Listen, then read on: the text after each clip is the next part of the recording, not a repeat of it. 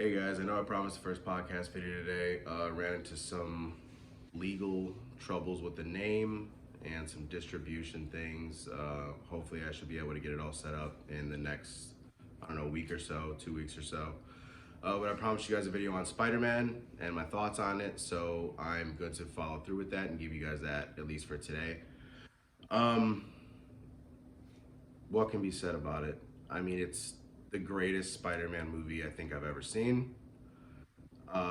Anybody that's seen it already, I'm not gonna spoil anything. Anybody that hasn't seen it, please go do so. See it on the biggest screen you can, IMAX, Dolby, whatever you have in your town. Just make sure you see it on the biggest screen possible. It's the biggest spectacle movie I think I've seen since Endgame. Also, the crowd reaction was such a great experience in a theater. It's almost like COVID never even happened and people were just there to have fun, and there were people in costumes and the energy was high. There were people crying, myself included, people laughing, myself included, and just it was just a great time. But to dive deeper into the movie, best performance I think I've seen out of Tom Holland so far. Kid's a phenomenal actor. The greatest Peter Parker I think I've ever seen, and also a phenomenal Spider-Man. What John Watts, the director, was able to accomplish with this is still mind-boggling to me. I don't know how he got all these moving parts and he put them together so seamlessly and so elegantly, and he gave everybody their moment, and it was just amazing. Um, Willem Dafoe, his return as Green Goblin, was cementing himself as one of the greatest comic book antagonists of all time. Um, Also, Jamie Foxx's portrayal, Sandman's portrayal, everybody seemed to have learned what they did right in their respected role and franchise from where they were to now. Um, it was like they took everything great about the character that we all loved and they just amplified it to 10, which is great fan service. And it's really good that Sony and Marvel listened to us and gave us that. Because they could have just, kept Jamie Foxx blue and not changed costumes or, you know, did stuff like that, but they didn't. They listened to us and it worked and it was an amazing result. Um, as far as the future of the MCU and how this goes and how Tom Holland goes, what I think will happen is this movie is gonna make hundreds of millions of dollars. I mean, opening weekend was over, I think, 220 or 230, which is third highest opening weekend of all time behind Infinity War and Endgame, which, hats off to Marvel. They really know what they're doing when it comes to spectacle movies.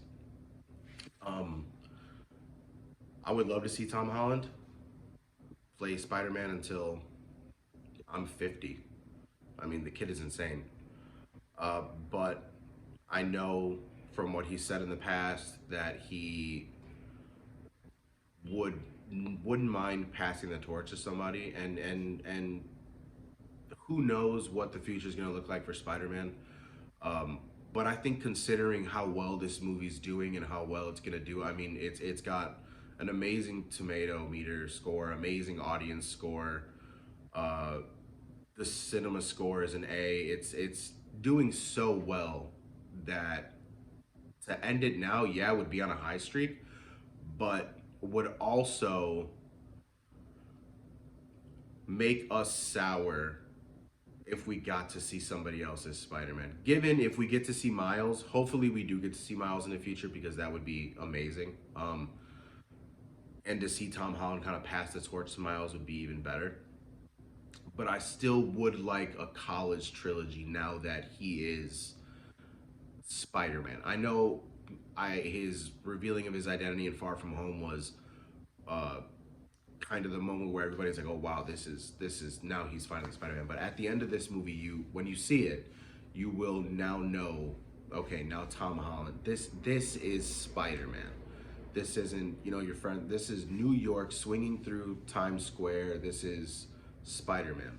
Um, but once again, to go back to the movie, the score is amazing. It's so heartbreaking and it's so funny, and the best cinematography I think I've seen in a Spider-Man movie so far. It was just a great time. I really recommend it. I've seen it twice already. I'm gonna go see it again. Um, I can't wait to share my thoughts on everything else MCU when we get to Multiverse of Madness, the season finale of Hawkeye. I mean, they're really stepping the game up when it comes to content, and it's been really great fan service to see everything kind of unfold. And once again, I'm not going to spoil anything, but the surprises in this movie are going to leave you floored. They're going to leave you crying. They're going to leave you laughing. They're going to leave you cheering. They're going to leave you just sitting there and glad you spent the time to go to the theater and watch this movie.